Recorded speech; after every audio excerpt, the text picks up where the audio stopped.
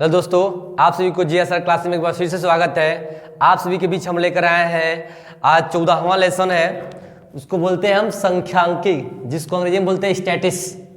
स्टैटिस शब्द का जैसे संख्यांकिक जो है ये अंग्रेजी भाषा स्टैटिस का हिंदी रूपांतरण है। इसके बारे में जान लेते हैं। इसके बारे में छोटी सी जानकारी ये जान लेते हैं कि ये लैटिन भाषा स्टेटस से बना है। लैटिन भाषा के स्टेटस शब्द से बना है, जिसका अर्थ होता है राजनीतिक गणना। मतलब जितने भी आंकड़े होते हैं उसके लिए हम क्या करते हैं, इसका उपयोग करते हैं। ऐसे में इसमें अक्सर हमें क्या क्या पढ़ना होता है, जैसे इसमें पढ़ना होता है पहला कि समांतर माध्य। समांतर माध्य पहला पढ़ना होता है समांतर माध्य। दूसरा पढ़ना होता है इसमें माध्यिका। क्या पढ़ना होता है? माध्यिका। तीसरा पढ़ना होता है इसमें बहुलक। ठीक, तो हम एक एक करके आपको अब इसके बारे में आपको क्या करेंगे, बताएंगे। तो ये वीडियो ध्यान दीजिएगा कि क्लास 9th का भी 14वां चैप्टर है संख्यांकी और क्लास 10th का भी 14वां चैप्टर है संख्यांकी।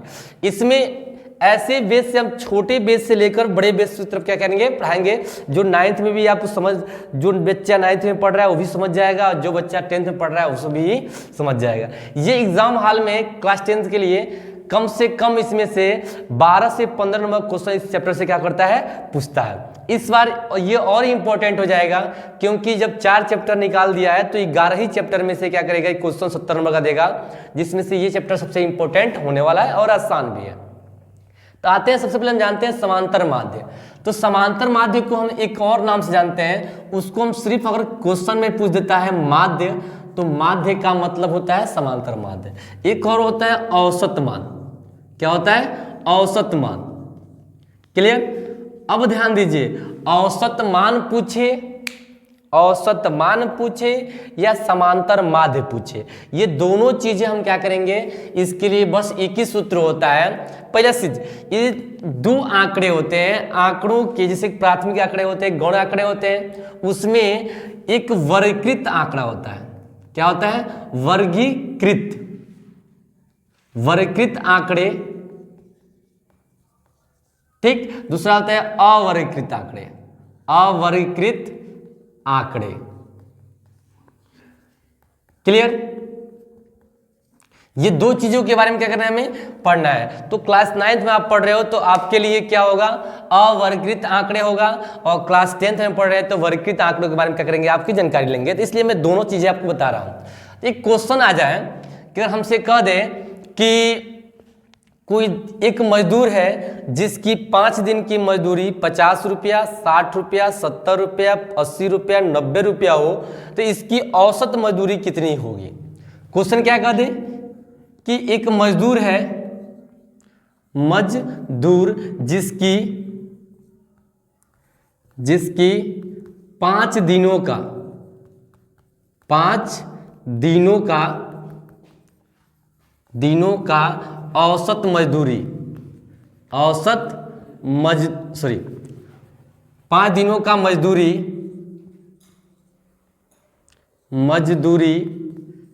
क्या दिया हो, 50 दिया हो, 60 दिया हो, 40 दिया हो, 70 दिया हो, और एक और 30 दिया हो तो इसका समांतर माध्य, इसका औसत मान लिखिए, इसका औसत मान ज्ञात कीजिए। क्लियर? ऐसे क्वेश्चन आपको मिलेगा क्लास 9 में पढ़ने को। ऐसे में क्या है कि एक मजदूर है, क्या है, एक मजदूर है जिसकी 5 दिनों की मजदूरी है 50 रुपया, 60 रुपया, 40 रुपया, 70 रुपया, 30 रुपया है, तो इसकी औसत मजदूरी कितनी होगी। हम औसत मजदूरी को ही क्या बोलते हैं, समांतर माध्य बोलते हैं। तो इसके लिए सूत्र होता है एक, समांतर माध्य का कुल संख्या का योग, कुल संख्याओं का योग बटे कुल संख्या, कुल संख्याओं का योग बटे कुल संख्या। तो कुल संख्या सबको जोड़ दो, समांतर माध्य बराबर क्या हो जाएगा, कुल संख्या 50, 60, 40, 70 और 30, इन सबको जोड़ दो। अब बट्टे कितना है, 1 2 3 4 5, 5 से भाग दे दो। क्लियर? यानी कि जितनी संख्याएं दी रहेंगी उन सभी संख्याओं को आपस में जोड़ देंगे, जोड़ के जितनी संख्या रहेगी उससे क्या करेंगे, भाग देंगे, तो हमारा आंसर आ जाएगा। तो चेक करते हैं कि इसको जोड़ने में कितना आएगा। 6 5 11, 11 4 15, 15 15 7 22, 22 3 25, यानी 250 आएगा बट्टे 5। एक बार चेक कर लेते हो सही है कि गलत है। 7 3 10, 10 4 14, 14 26, 20 25, 25, यानी 250 बट्टे 5। इसको काट लीजिए, 5 5 25, ये 0 है तो 0 यहाँ लगा दीजिए। इन समांतर माध्य का मान कितना आ गया, 50, यानी कि उस किसान की औसत मजदूरी कितनी होगी, वो 50, यानी 50 के रेशियो से क्या होगा, वो कमा रहा है। यानी कि पहले कहा है कि 50 रुपया, 60 रुपया, 70 रुपया, 30 रुपया, 40 रुपये ये कमा रहा है, तो उसकी टोटल औसत मजदूरी कितनी होगी, तो 50 रुपया होगी। आई होप ये चीजें समझ में आ रही होगी। इसके बाद हम आते हैं एक और क्वेश्चन लेकर। जैसे मान लीजिए कह दे क्वेश्चन की, थोड़ा सा इसको हटके आते हैं इधर।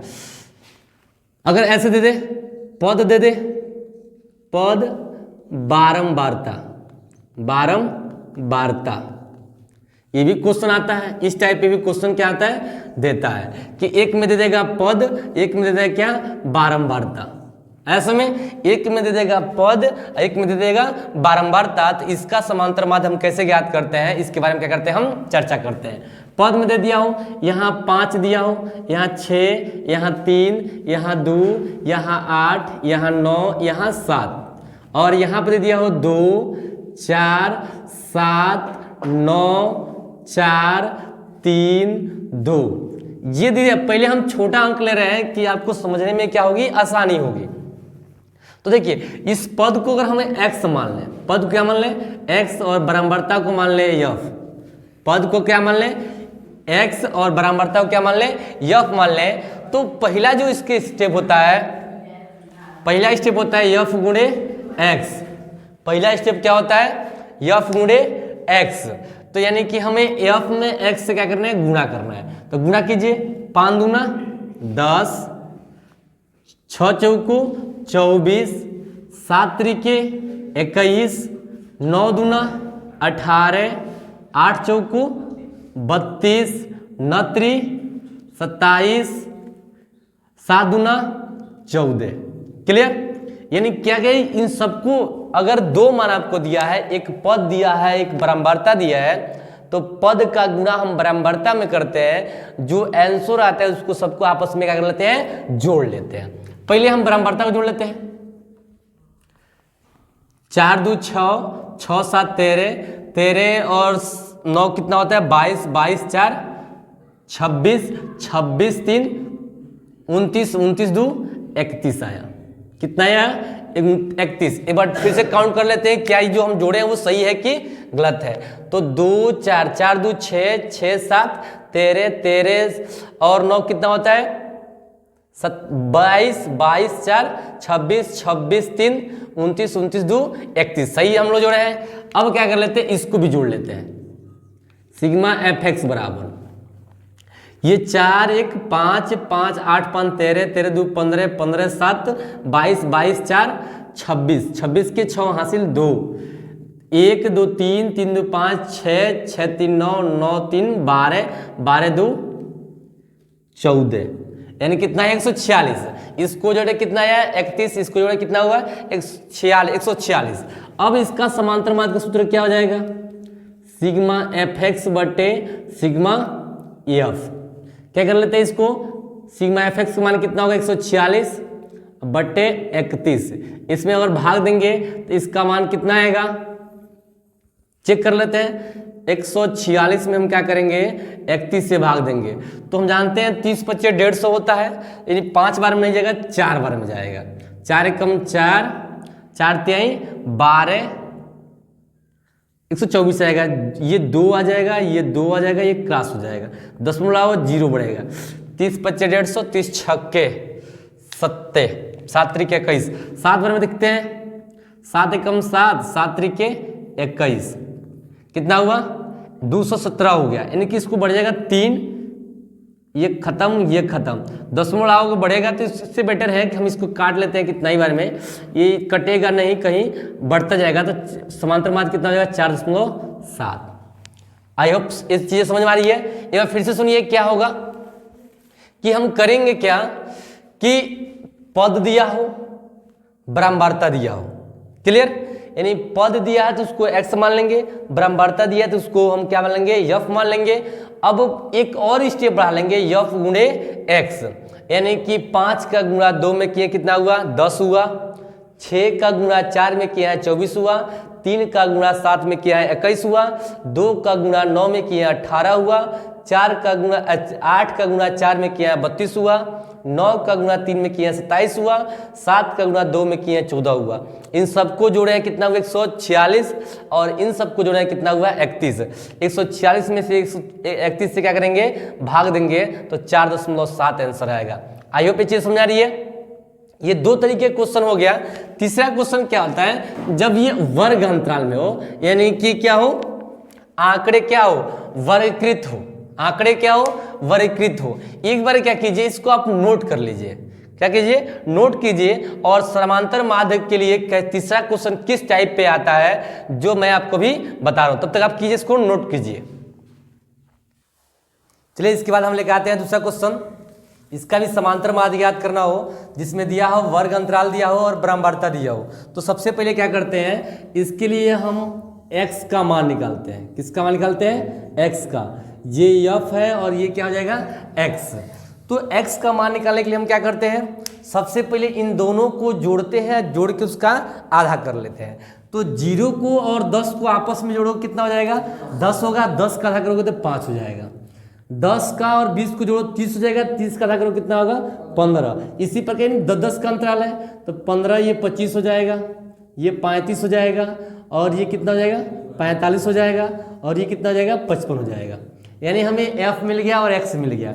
इसके साथ हम तीसरा ऑप्शन निकालेंगे क्या, fx, f गुणे x, यानी कि f का गुणा हम x में कर लेंगे। तो गुणा कर लीजिए, 3 का गुणा 5 में करें कितना होगा 15, 2 का गुणा 15 करें कितना होगा 30, 25 का गुणा 4 में करें कितना होगा 100, 35 गुणा 3 में करो तो कितना होगा 5 3 15, 3 3 9, 1 10, 105 होगा।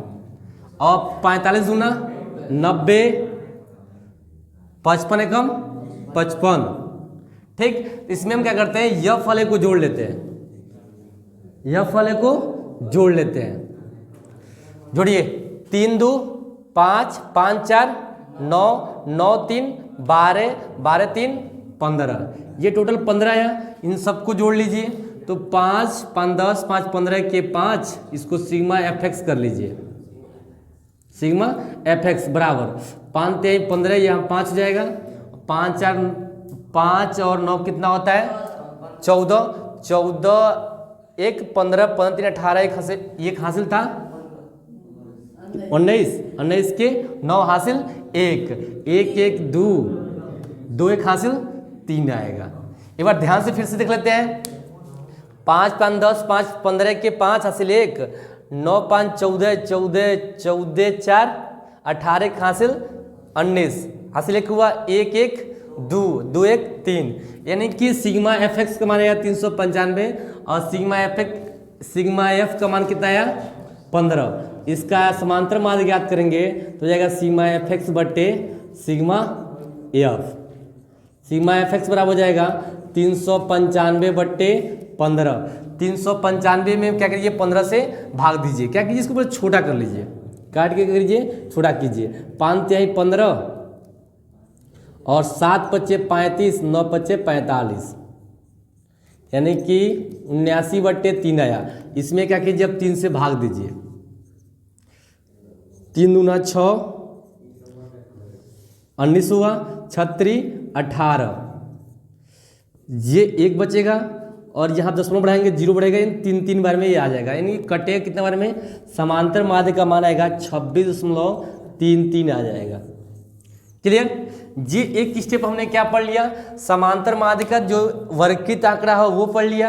अवर्गीकृत आंकड़े हैं वो पढ़ लिया। इस तरह के क्वेश्चन क्या होते हैं एग्जाम हॉल में पूछा करते हैं, ये इस बार के लिए क्या है, वेरी वेरी इंपॉर्टेंट है। चलिए अगले वीडियो हम पढ़ेंगे माध्यिका और बहुलक ज्ञात करने के लिए। तब तक के लिए जय हिंद, वंदे मातरम।